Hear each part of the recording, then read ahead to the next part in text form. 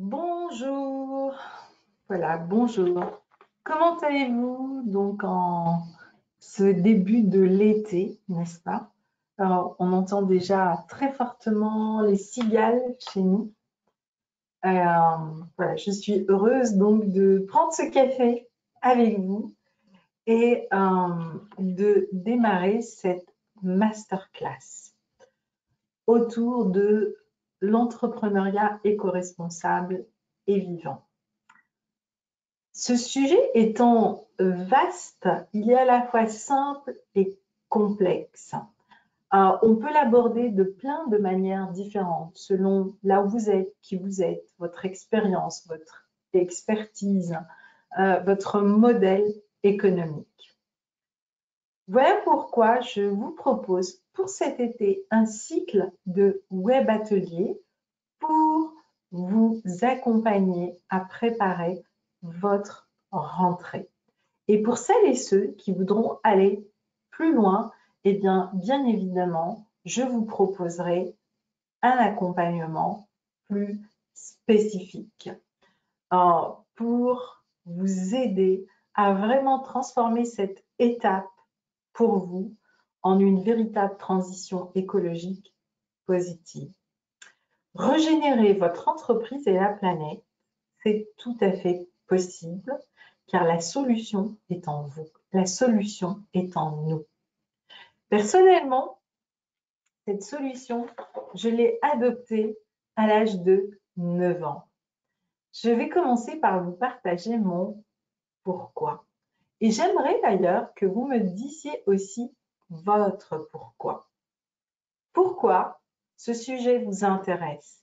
Pourquoi est-ce important pour vous de démarrer un nouveau projet ou de transformer votre entreprise en une entreprise éco-responsable, mais pas que, vivante? Et c'est vraiment important, cette étape de vivante. Personnellement, mon pourquoi, je l'avais à l'âge de 9 ans et il était déjà très fort, puisqu'quand on me disait « Sabrina, et toi, qu'est-ce que tu veux faire quand tu seras grande ?» Je disais « Je veux guérir la planète parce que je suis issue d'une famille de médecins et donc autour de moi, tout le monde soignait une partie du corps humain. Mais moi, ce qui m'intéressait, c'était de soigner la planète. Et c'est vraiment ce que j'ai fait, c'est vraiment ce qui m'a drivé dans la vie et ce qui m'a amené à devenir d'abord biologiste, puis ensuite chercheur dans le domaine de l'écologie au Muséum d'histoire naturelle pendant 7 ans. J'ai même commencé par les écosystèmes forestiers. Mon métier est de créer des espaces protégés, puis ensuite de créer des destinations durables. Cela m'a emmené à voyager à travers 23 pays, à travailler avec les plus grands bailleurs de fonds qui ont investi, qui investissent dans l'environnement, dans l'écologie, dans la gestion et la préservation des ressources. Mon métier a été aussi d'apporter des solutions concrètes à des situations de crise. Il y a 30 ans, les aires protégées ont été en crise face à l'activité touristique et il a fallu trouver des solutions pour accueillir les touristes mieux, pour en faire des acteurs de la préservation de la nature. Et j'ai créé un outil avec un panel d'experts, nous étions 10, qui est aujourd'hui implémenté quasiment dans tous les espaces protégés européens. Fort de cette expérience, le PNUE, Programme des Nations Unies pour l'environnement et l'Organisation mondiale du tourisme ont fait appel pour la gestion des oasis. Et là, c'était vraiment un projet de comment répondre à la désertification. Comment sauver 2 millions quelque part de personnes pour les fixer dans leur territoire et faire que les oasis reverdissent. Et l'enjeu était de taille à l'échelle de toute la planète, puisque les oasis sont la dernière barrière de l'avancée du désert, donc de la désertification d'un côté et de l'autre de la Méditerranée et à l'échelle de toute la planète. Je pourrais vous faire une étude de cas spécifique juste sur ce projet parce qu'il y a vraiment plein de pépites de comment on a revitalisé tout cet écosystème, comment on a créé 40 000 emplois en 5 ans et comment aujourd'hui ce projet influence plein d'autres pays. C'est devenu une véritable école à ciel ouvert où les pays subsahariens viennent apprendre ces pratiques. Il y a de cela 3 mois avant le confinement, j'étais au Congrès mondial des oasis. Il y avait plus de 25 pays et on a fait un bilan, une synthèse de l'avancée et on est retourné sur les sites pilotes sur lesquels on avait mis en place le projet depuis donc le début. Je vais vous présenter aujourd'hui 2 études de cas extrêmes pour vous montrer que lorsqu'on commence à réfléchir de manière écosystémique, eh bien, les bases, les fondamentaux sont les mêmes. Et ça, c'est hyper important parce que c'est un gain de temps, un gain d'énergie, un gain d'échelle, donc un gain d'argent, un gain de moyens extrêmement important pour les entrepreneurs. Et plus que jamais, aujourd'hui, c'est important pour nous finalement d'agir dans ce sens. Et bien ça, c'est vraiment mon parcours, comme vous pouvez le voir dans ces photos où je suis à la fois avec des gestionnaires de territoire. Donc, dans cette photo, nous sommes dans les Alpes-Maritimes et nous sommes en train de retravailler des itinéraires. Il y a dans ce groupe des gestionnaires de parcs, des élus, des décideurs et nous retravaillons à redessiner tout un territoire pour l'ouvrir à de nouvelles activités économiques. Ici, eh bien, je travaille en Mongolie sur la réintroduction des argali. Argali, donc c'est le chamois en langue autochtone. Et donc, eh bien, voilà, il y a tout un échange avec les populations locales. Ici, je travaille sur la gestion de la transhumance et son action sur la biodiversité terrestre. Et je suis avec donc des nomades, donc dans la zone sud-Atlas du Maroc. Et finalement, j'ai décidé aussi de transmettre cette expérience au plus grand nombre. Et comme vous pouvez le voir ici, eh bien, je suis avec un groupe d'entrepreneurs qui ont envie aujourd'hui, dans leur vie personnelle et dans leur vie professionnelle, de vraiment intégrer le vivant, de vraiment avoir la nature comme allié, mieux comme enseignant. Et c'est vraiment mon expérience de vie depuis l'âge de 9 ans. J'y ai vraiment consacré tout mon temps, toute mon énergie. Sauver la planète a été à la fois pour moi une source de beaucoup de bonheur pour découvrir tous ces espaces, mais ça a été aussi pour moi source de positionnement, de questionnement, d'interrogation, de déception aussi, d'interrogation, parce que malgré tous les moyens qui étaient mis en place, les résultats n'étaient pas à la hauteur. Et en 2012, j'ai vraiment compris pourquoi. Pourquoi ce n'est pas une question de moyens? Pourquoi ce n'est pas juste une question d'argent? Même si aujourd'hui, nous sommes touchés dans cette dimension, c'est comme si c'était la seule dimension qui nous faisait bouger finalement, et nous faisait vraiment agir, voire réagir. Bien parce que plus que jamais, je suis convaincue qu'il ne peut pas y avoir de transition écologique. Ça fait 40 ans quand même qu'on en parle de l'écologie, de la transformation, du changement climatique. 40 ans qu'on sait, si on continue, on va vers ces résultats que nous avons aujourd'hui. Et pourtant, on y est arrivé. Parce que si nous voulons qu'il y ait une vraie transition écologique, elle doit commencer par notre transition personnelle, par changer nous, par changer notre écosystème intérieur. Alors oui, on pourra transposer cela dans notre écosystème professionnel, entrepreneurial. Pour nous, pour la nature, pour nos équipes, dans notre management, dans notre vision même de l'entreprise. Alors, pourquoi aujourd'hui on va essentiellement parler des enjeux? Parce que quand on est un chef d'entreprise et que l'on comprend les enjeux, on a une longueur d'avance. On peut anticiper. Et dans le monde de l'entrepreneuriat, les marchés des pionniers appartiennent à ceux qui vont anticiper. Pourquoi cela devient urgent maintenant plus que jamais? Tout simplement parce qu'on a un timing et que si dans les 5 ans qui viennent, sur un plan de facture écologique, on ne rééquilibre pas la donne, eh bien, nous sommes tous très mal à l'échelle de la planète. Et ce qui vient de se passer était juste un teaser de ce que la nature nous dit, OK, si vous ne faites pas ce qu'il faut, ben, je vais vous donner un avant-goût de ce que ça va vous coûter. Et ce n'est que le début de l'aventure. Alors, prenez le temps, réfléchissez, mais changez. Le message est clair. Et dans ce changement, elle nous dit même ralentissez. Alors, est-ce que ralentir, ça veut dire s'arrêter? Certainement pas. Est-ce que ralentir, ça pourrait dire tout simplement voir les choses différemment? Certainement. Voir les choses selon la vision de la nature. Et pourquoi pas? Osons la différence. Quels sont finalement nos 3 principaux enjeux? Ou j'ai envie de dire, quels sont les 3 principaux ennemis pour aller vers cette démarche? Ben, je peux dire, le premier, c'est nous, c'est moi-même. C'est changer moi à l'intérieur, et ça, c'est pas facile.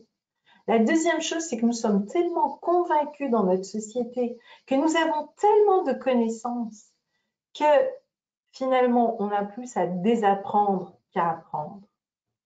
Et la troisième chose, eh bien, c'est qu'il est grand temps que dans nos entreprises, on amène davantage de fluidité et peut-être même de lâcher prise.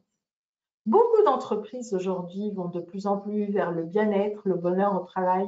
Mais j'ai envie de dire, aujourd'hui, ça ne suffit pas, ça ne suffit plus. Et enfin, je prendrai quelques questions-réponses. Et je vous proposerai une solution simple de comment vous accompagner dans votre première étape vers la transition écologique. Et même que cette étape, elle vous sera offerte. Alors concrètement, à qui je m'adresse? J'ai conscience aujourd'hui que je ne peux pas m'adresser à tous les entrepreneurs, même si c'est mon désir le plus profond, m'adresser à tous les entrepreneurs pour qu'ils deviennent écologiques, éco-responsables et vivants. Mais je crois que je vais commencer par d'abord les porteurs de projets, ceux qui partent vraiment de zéro, ok, et qui ont envie de se lancer aujourd'hui dans un projet entrepreneurial et que ce projet soit écologique, qu'il soit organique, qu'il soit vivant et qu'il soit vraiment le porteur des valeurs de cœur et de conscience qu'ils peuvent avoir et cultiver avec la nature. La deuxième catégorie, je dirais, je m'adresse aux jeunes pousses, puisqu'aujourd'hui, je suis très heureuse d'avoir des jeunes de 25 ans et 30 ans qui démarrent dans leur vie et qui sont très engagés vers l'environnement et qui ont envie de créer les nouveaux métiers écologiques. Et là, il y a un panel de niches juste extraordinaire de nouveaux métiers qui sont autant d'opportunités sur lesquelles, en plus, les territoires investissent.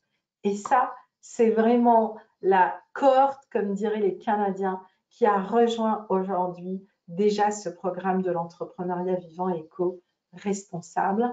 Et je les retrouve très prochainement, donc à la fin juillet, pour un bootcamp, pour qu'ils expérimentent grandeur nature.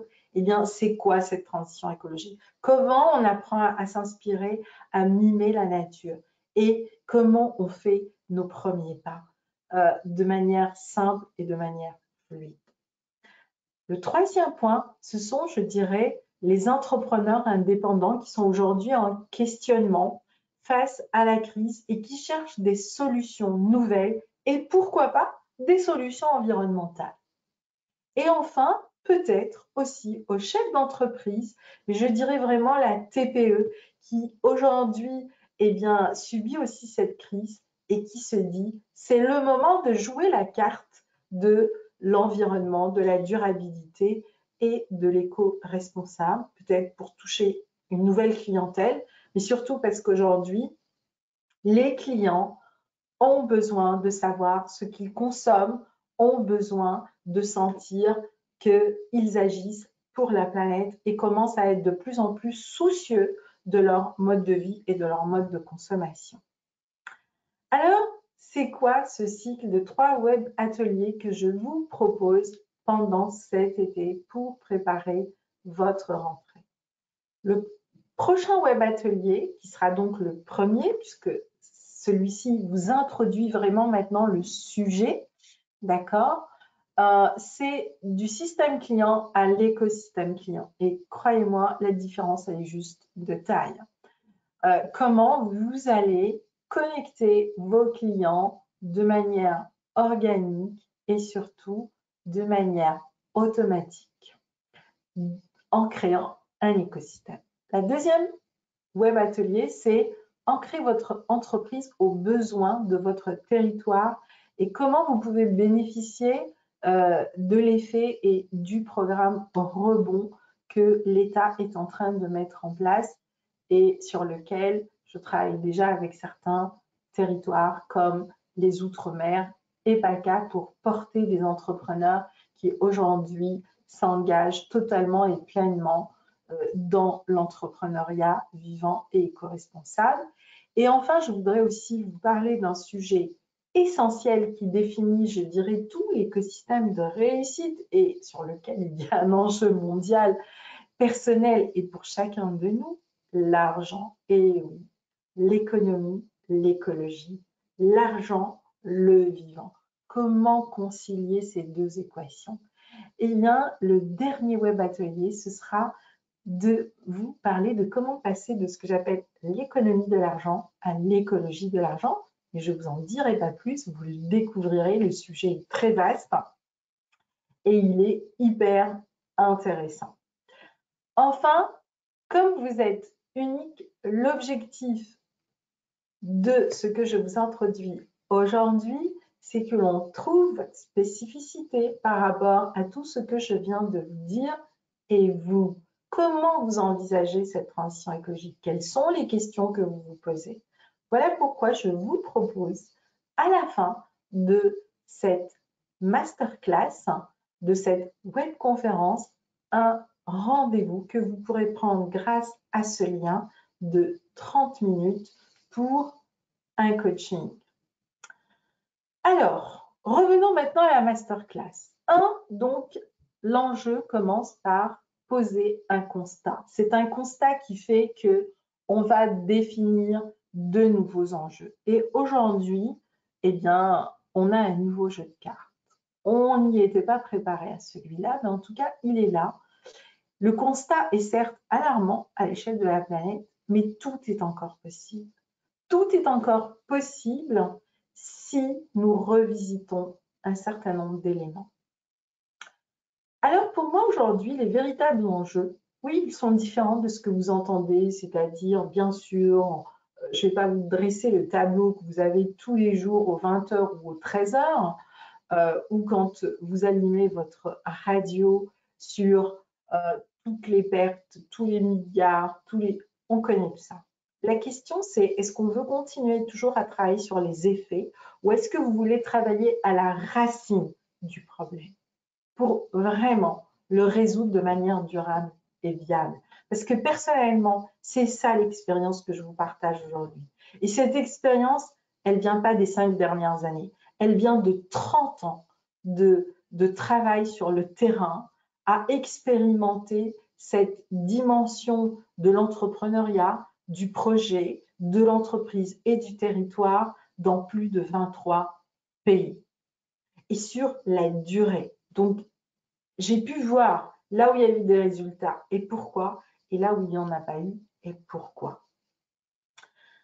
Ça commence par notre relation au vivant qui est basée sur des connaissances et de fondamentaux qui ne résonnent pas avec ce qui est l'écosystème. Comme je disais tout à l'heure, finalement, trop de connaissances, trop d'informations tuent l'information, mais surtout, nous avons créé des cadres qui aujourd'hui ne sont pas humains, j'ai envie de dire, et encore moins vivants.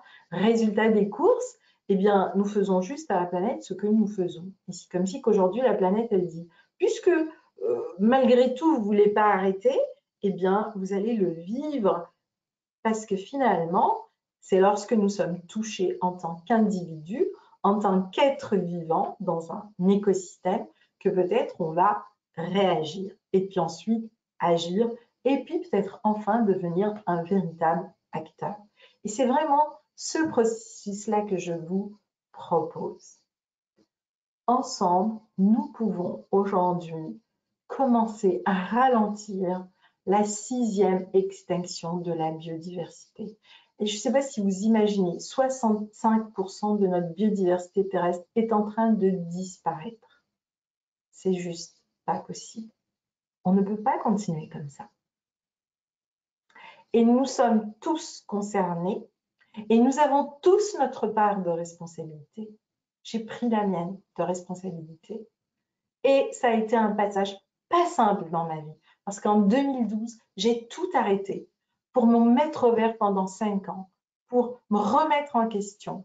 Parce que quand on a été un acteur dans la gestion de projets internationaux financés par les plus grands bailleurs comme la Banque mondiale, l'Union européenne et autres, quand le plus petit projet que j'ai eu à gérer était un projet qui démarrait à 10, 15 millions de dollars ou d'euros, eh bien, croyez-moi, à un moment, vous vous dites, qu'est-ce qui se passe? Pourquoi tous ces plans de gestion ne fonctionnent pas? Pourquoi les populations n'adhèrent pas? Pourquoi à chaque fois qu'on veut faire un pas vers l'écologie, on a toute la population économique qui se met en face? Pourquoi est-ce qu'on ne peut pas concilier conservation avec économie? Et oui, parce que conservation veut dire mettre sous cloche, alors que préservation veut dire protéger en valorisant, en ayant des possibilités écologiques. Et ce processus, je l'ai vécu d'un projet à un autre jusqu'à, j'ai envie de dire, avoir un must de projet. Et j'ai eu ce must de projet, où là, ça a été vraiment l'une des expériences les plus passionnantes et les plus gratifiantes, et qui aujourd'hui inspire des milliers de personnes, qui inspire des régions entières. Et c'est vraiment ce que j'ai vécu lors du congrès des Oasis au mois de janvier. Et c'est fort de cette expérience que je me suis dit, il est grand temps de le partager avec le plus grand nombre, avec vous aujourd'hui qui êtes là et qui m'écoutez en cette belle matinée d'été. Donc, nos modes de vie, nos modes de consommation sont la clé. Avant même, parce que c'est notre façon de vivre et de consommer qui va insuffler notre métier, notre entreprise, notre expertise. En tout cas, c'est comme ça que ça devrait être. Sinon, on est dans des systèmes qui ne nous font pas du bien. Et c'est peut-être aussi pour ça que l'on voit de plus en plus de burn-out, de ras-le-bol, etc., de gens qui ne sont pas heureux dans leur métier. Donc, revenir à ce mode de vie, à nos modes de consommation, à nos valeurs intrinsèques et finalement juste déployer ça pour en faire notre métier. C'est ce que j'ai fait depuis l'âge de 9 ans et c'est là aussi que je vous propose de vous accompagner. Vivre de votre passion. Faire de votre expérience la véritable solution environnementale et écologique, votre singularité, votre talent, votre unicité. Eh bien, c'est votre graine qui va vous permettre de déployer votre entreprise ou votre projet tel un chêne, puis ensuite tel un véritable écosystème forestier.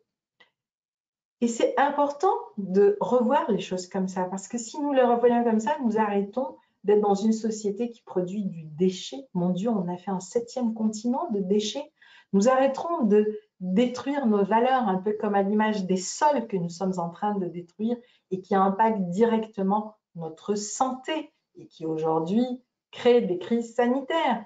Ça va ralentir le réchauffement climatique parce qu'on va ralentir aussi dans cette expérience d'écosystème. Et oui, quand on a une entreprise qui travaille pour nous, eh bien, c'est autre chose que de travailler toute notre vie pour une entreprise. Personnellement, j'ai toujours été entrepreneur et j'ai toujours eu des entreprises pour lesquelles j'ai travaillé, sauf l'entreprise actuelle. J'ai enfin une entreprise qui travaille pour moi.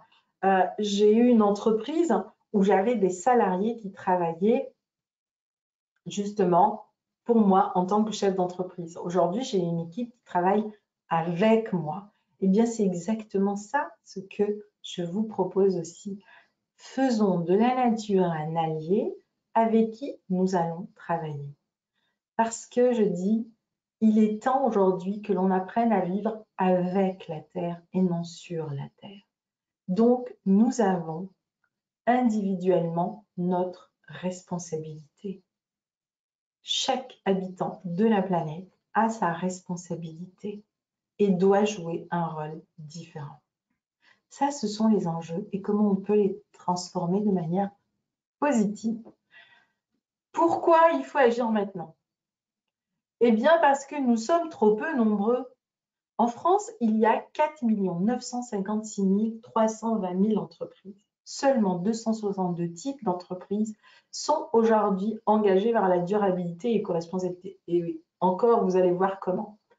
Seulement 15% des terres protégées et uniquement, et je dis bien uniquement, dans les zones cruciales sont préservées pour protéger la biodiversité. C'est trop peu.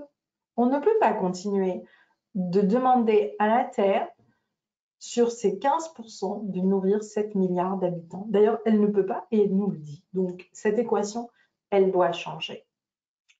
La mauvaise nouvelle, c'est qu'on est trop peu. La bonne nouvelle, eh bien, ça veut dire qu'il y a plein de nouvelles opportunités à développer. Le seul challenge, c'est nous remettre en question, retrousser les manches, nous challenger et y aller, tout simplement. Et pourquoi pas y aller en étant accompagné par des personnes qui ont fait le chemin, qui connaissent les métiers, qui connaissent les rentabilités, qui savent comment s'y prendre et qui ont déjà expérimenté les bonnes et les mauvaises pratiques. Et c'est de cela dont je vais vous parler, les bonnes et les mauvaises pratiques. Et pour cette première masterclass, eh bien, je vais vous emmener sur un de mes terrains de prédilection, l'écotourisme. L'écotourisme, c'est la valorisation des ressources naturelles pour créer des économies à circuit court et des économies résilientes. Autant dire les économies les plus rentables à l'échelle de la planète. Et donc, je vais vous parler de deux oasis, puisque ces deux projets, donc ces deux entreprises, sont des oasis de vie et se présentent comme des oasis pour leur clientèle. L'une et l'autre sont éco-responsables. Et pourtant, commençons par le camping Oasis Village, qui est donc un camping 5 étoiles. Ce camping, donc 5 étoiles, se dit être une oasis, se dit en effet avoir une gestion des déchets, en effet, donc éco-responsable, l'eau, l'énergie, l'électricité, etc. Se dit être dans la nature, en effet, il est dans un havre de verdure, et se dit être responsable puisqu'il veut partager des valeurs en lien avec la nature, avec sa clientèle. Alors maintenant, on va regarder les choses vraiment selon un critère écologique. Qu'est-ce qui est vrai? Qu'est-ce qui est faux? Si on devait être vraiment éco-responsable et vivant. Alors, la première chose, eh bien, dans cette camping, il y a plus de 4 grandes piscines, 4 piscines chlorées, bien sûr, qui ont été transformées depuis en piscines à sel, mais globalement, aujourd'hui, la gestion de l'eau, eh bien, on ne peut pas dire qu'elle est durable, même si cette eau est filtrée, nettoyée et réutilisée. Une eau chlorée est une eau morte. La deuxième chose, c'est que sur un parc de 5 hectares, au lieu d'étudier au fait une intégration, je dirais, par rapport à ce magnifique écosystème boisé, eh bien, le choix a été de couper et de ensuite mettre du gazon, d'accord, pour créer, comme vous pouvez le voir ici, un mini-golf sur lequel on a réintroduit des espèces et on a replanté. Alors que tout simplement, il suffisait là encore d'avoir une gestion écologique du site, ce qui est tout à fait possible, et plutôt d'intégrer les activités dans la nature pour créer ce qu'on appelle de vraies activités de pleine nature qui sont ressourçantes. Enfin, toutes les activités sont des activités extrêmement bruyantes. Donc, j'ai envie de dire bonjour les nuisances sonores à la fin de la journée et la quantité de décibels. Et d'ailleurs, dans tout cet endroit, il n'y a pas un endroit où il n'y a pas de la musique, etc. etc.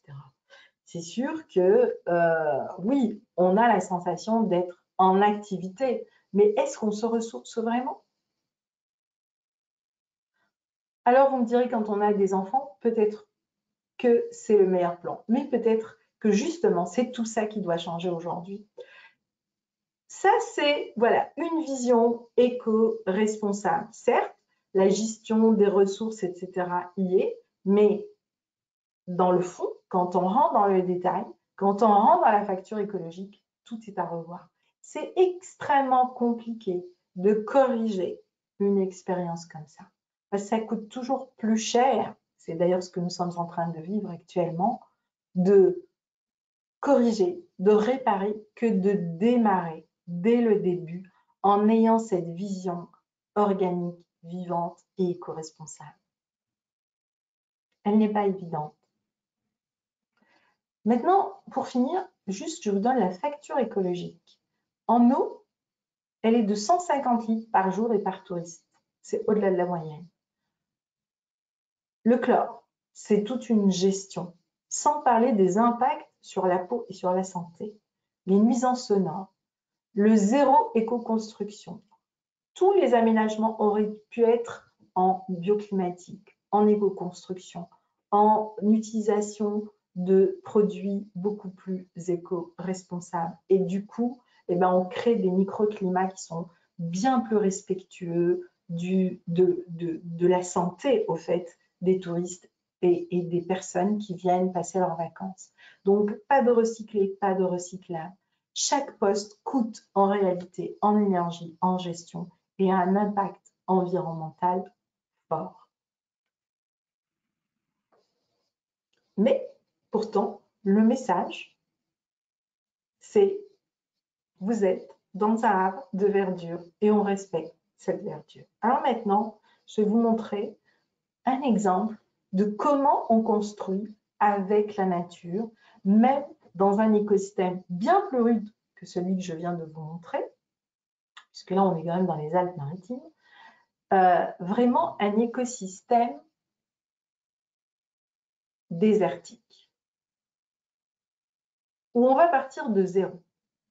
Mais on va partir avec des bonnes pratiques et surtout, on va partir en étant guidé par justement des personnes qui savent ce qu'est la nature, ce qu'est le vivant. Et clairement, aujourd'hui, les gens se font plein d'idées de la nature, mais ils ne savent pas qui elle est vraiment. Et c'est aussi pour cela que malgré toutes nos bonnes intentions, nous avons détruit les écosystèmes. Parce que là aussi, je pense qu'on a juste des choses à désapprendre et à réapprendre cette manière organique et fluide et vivante à travailler avec elle. L'oasis du Siwa. L'oasis du Siwa est située donc en Égypte, dans l'un des plus beaux déserts. Cette oasis est totalement intégrée dans l'écosystème désertique. Elle est même à flanc de montagne où on a utilisé le matériau local pour construire un écologe en architecture de terre.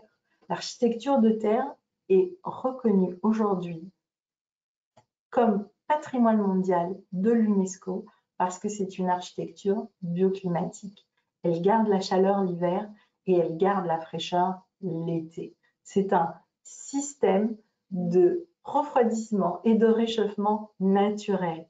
La terre absorbe la chaleur et la rejette le soir. C'est pour ça aussi que dans les déserts, on a des très grandes amplitudes et en réalité, on se régénère la nuit et malgré des températures extrêmes, eh bien, ça reste supportable parce que, eh bien, on a ce temps de réparation. Alors que, par exemple, aujourd'hui, chez nous, dans les canicules, l'été devient de plus en plus difficile et ce sont les canicules aussi qui augmentent le processus du réchauffement climatique parce qu'on n'a pas cette période nocturne où le corps peut se régénérer. Je me souviens de nuits, que ce soit dans l'Adrar ou dans le désert de Gobi, où les températures pouvaient même descendre en dessous de 0 la nuit. Donc, quand vous vous réveillez le matin, vous êtes frais, vous êtes revigoureux, vous êtes régénéré. Et donc, l'architecture bioclimatique est totalement adaptée à ces amplitudes et c'est une architecture vivante. La Terre est vivante et donc elle interagit au fait avec le climat de manière harmonieuse et c'est pour ça qu'aujourd'hui, elle est classée au patrimoine mondial de l'UNESCO parce que c'est aussi considéré comme une architecture santé.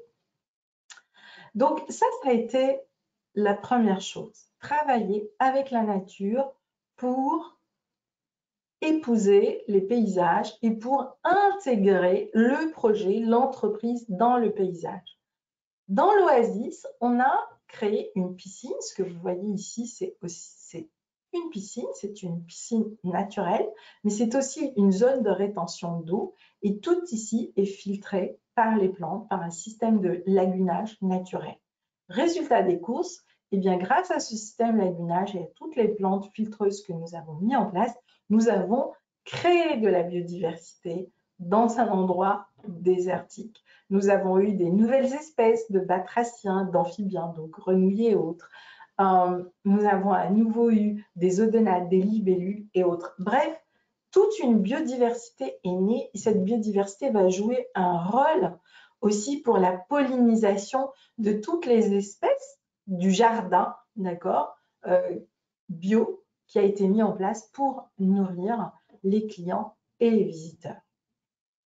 Donc, voilà tout à fait une toute nouvelle manière d'avoir aujourd'hui une piscine naturelle qui devient à la fois une piscine paysagère, donc un espace paysager, un écosystème donc d'eau et du coup on crée aussi, quand on crée de la biodiversité, on crée des microclimats qui nous permettent justement de traverser les amplitudes thermiques de manière complètement différente. Enfin, pour tout ce qui est de la lumière, puisque dans cette écologie, il n'y a pas de lumière, tout est éclairé la nuit à la bougie, mais à part les espaces communs, d'accord, et l'espace des congrès, et c'est aussi toute la beauté de cette expérience, eh bien, on a créé, comme vous pouvez le voir ici, des espaces où on va jouer justement sur la lumière naturelle pour éclairer les différents espaces et ça donne des ambiances absolument extraordinaires, des ambiances intimistes, des ambiances de repos, des ambiances de tranquillité, des ambiances de ressourcement, de régénération.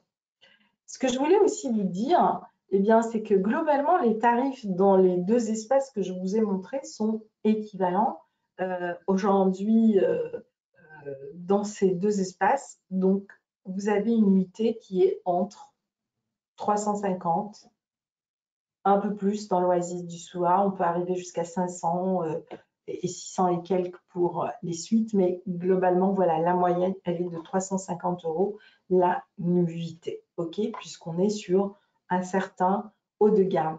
Pour l'un, vous l'avez vu, donc c'est plus dans la dimension, dans les activités. Pour l'autre, j'ai envie de dire, bien le luxe ici, c'est la nature revisitée. Alors maintenant, revenons à la facture écologique de l'Oasis du Siwa, de l'écologe.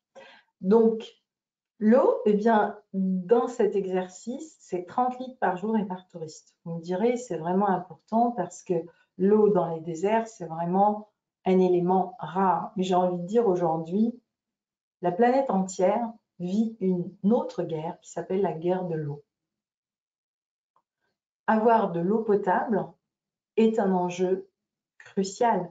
Aujourd'hui, même chez nous, aujourd'hui, l'été, nous avons des situations de sécheresse extrême, même ici, dans le Var, d'accord, où nous sommes obligés de dire aux agriculteurs d'arroser différemment, d'arroser beaucoup moins etc., etc. Donc, de toutes les façons, l'eau aujourd'hui est l'un des enjeux magistraux à l'échelle de la planète. D'ailleurs, autour de l'eau, il y a plein de nouveaux métiers dans la réutilisation, dans la réinitialisation, dans la filtration, dans le captage, dans le cheminement, etc. Il y a plein de métiers à créer autour de cet élément et qui peuvent être des entreprises extrêmement florissantes et d'actualité par rapport à la situation économique. Je ferme la parenthèse, on parlera des nouvelles niches à un autre moment.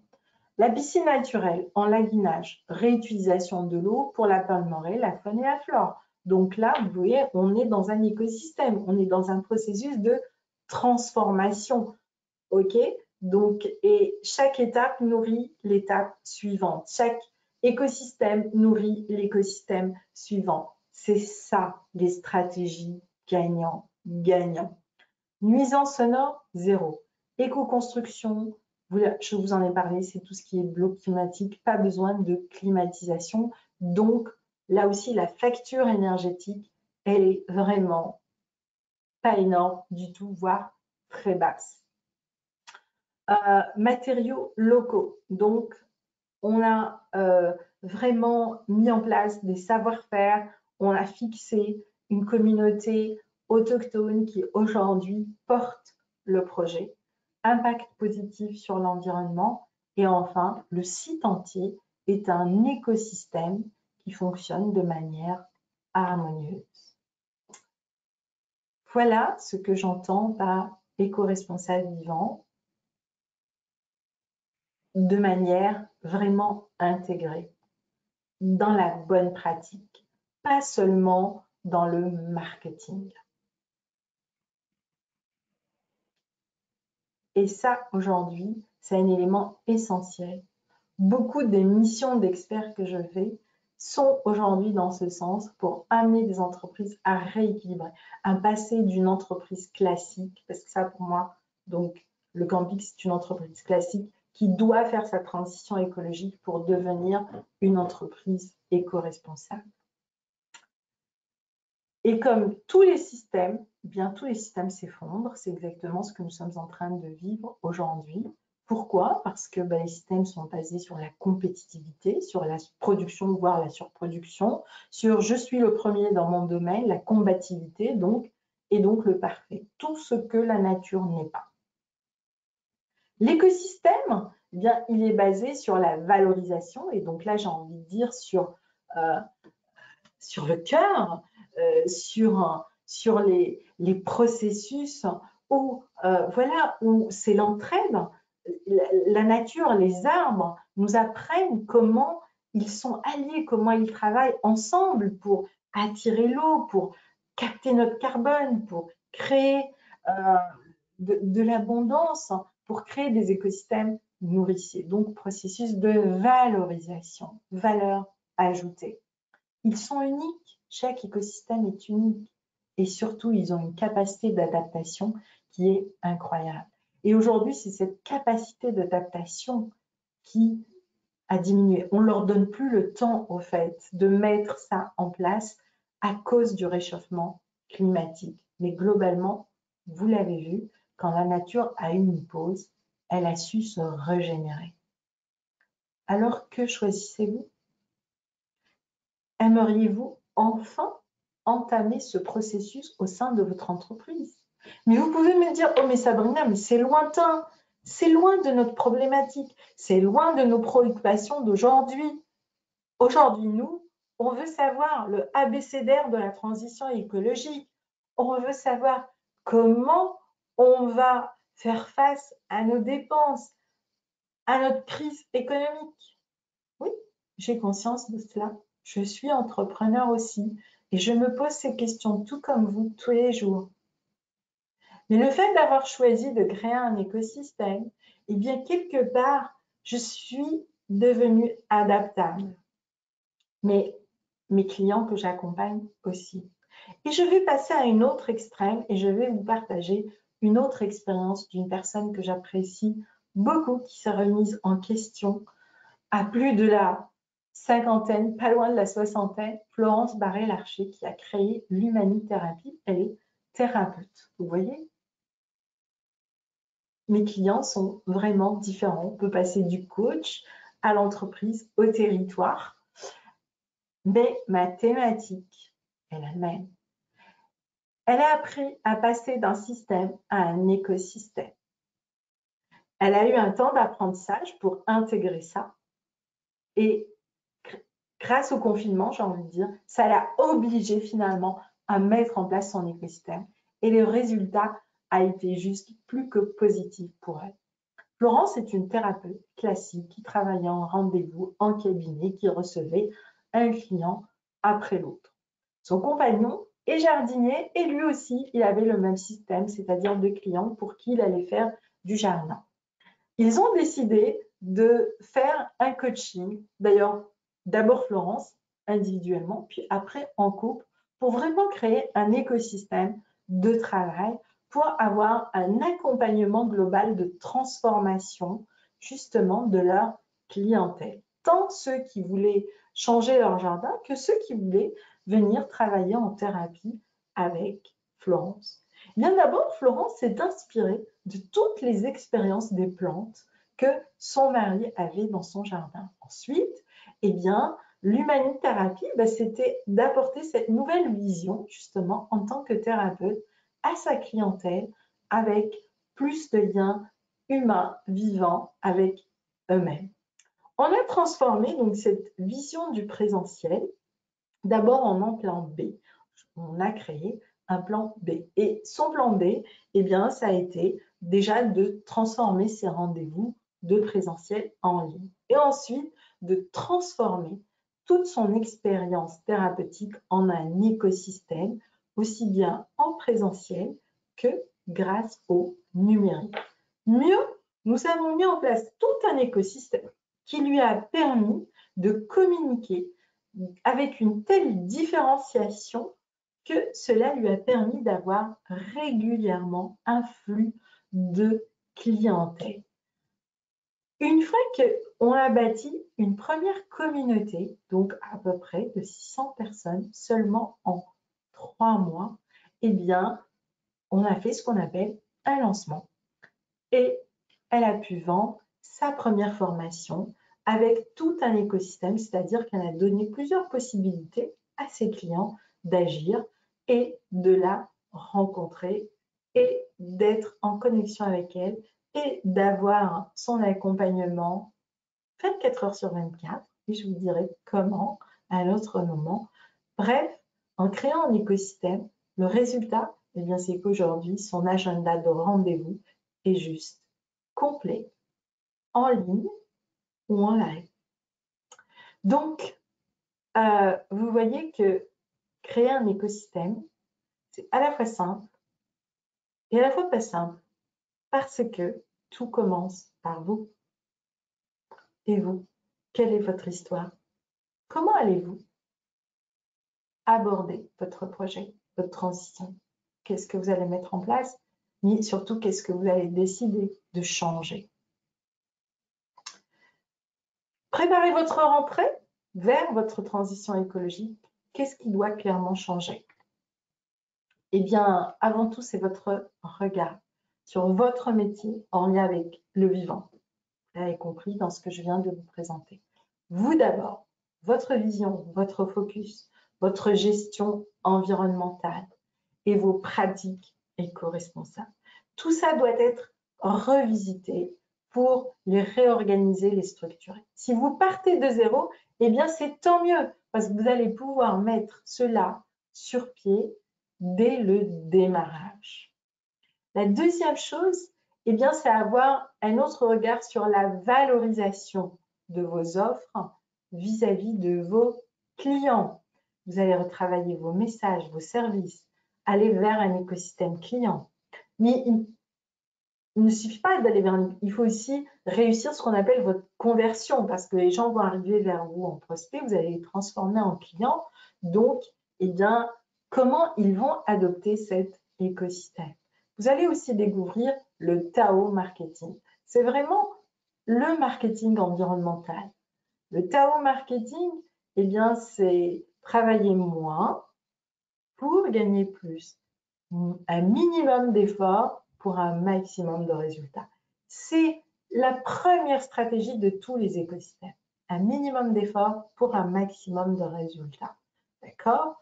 Même s'il faut beaucoup d'énergie, mais c'est toujours dans un minimum d'efforts. La nature est comment dirais-je, elle est économique par essence. D'ailleurs, à chaque fois que la nature doit générer beaucoup d'efforts, eh bien, c'est bon pour personne, parce qu'en général, beaucoup d'efforts, pour nous, ça veut dire catastrophe naturelle. Donc, ce n'est pas bon. Et même pour nous, quand on est tout le temps à 200%, eh bien, ça nous impacte. Et c'est ce qui fait qu'aujourd'hui, ben voilà, les gens sont fatigués, épuisés, stressés et autres. Donc, tout ça, globalement, aujourd'hui, est à revoir individuellement et collectivement. On le sait, mais comment le faire? Les 3 étapes simples aujourd'hui que je propose, eh bien, c'est pour répondre à ces besoins selon cette vision, c'est d'abord commencer par travailler sur vous, votre mindset, mieux votre écosystème intérieur. Ensuite, sur votre écosystème projet ou votre écosystème entrepreneurial. Donc, projet, si vous partez de zéro ou que vous êtes en transition professionnelle.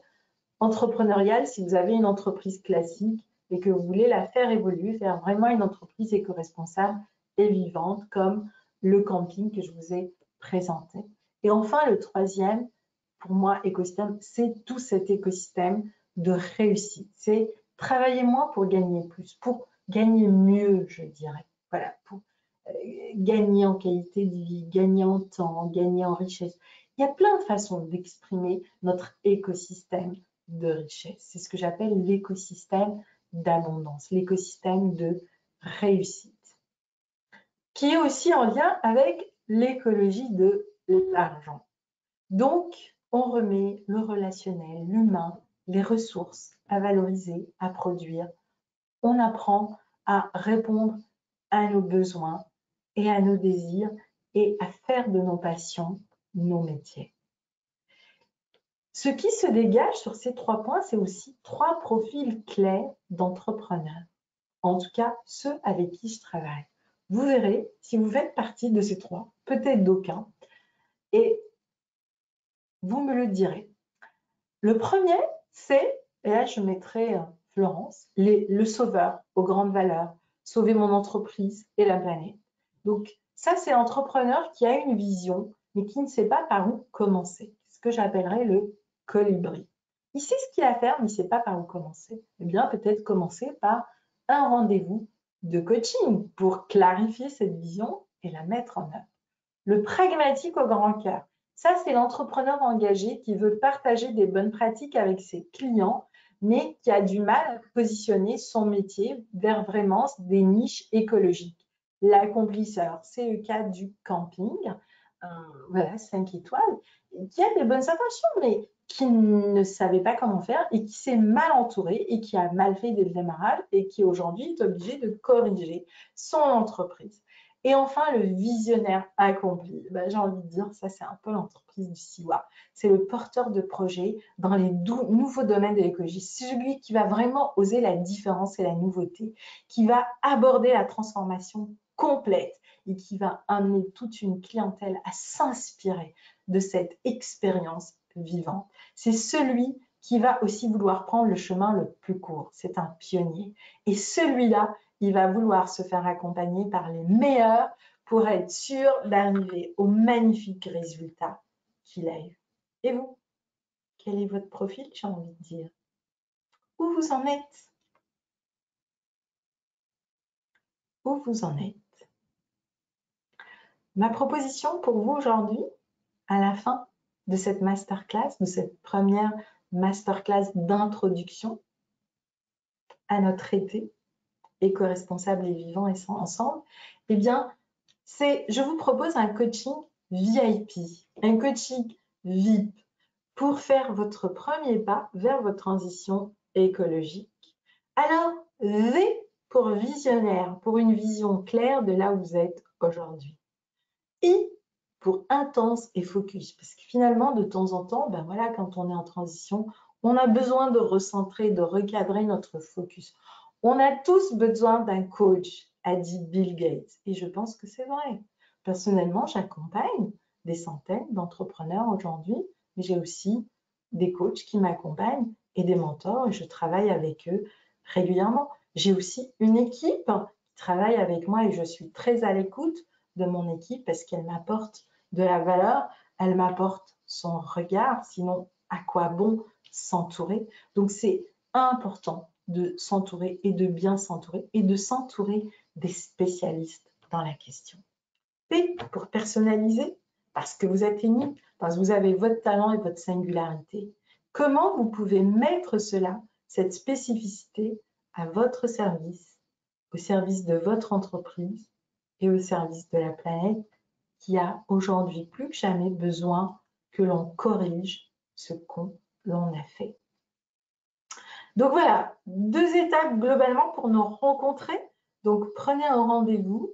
Je vous envoie aussi un questionnaire avant le rendez-vous pour que vous me précisiez votre projet pour optimiser cette demi-heure offerte par rapport à votre projet et là où vous en êtes. Alors maintenant, je vais prendre donc les quelques questions.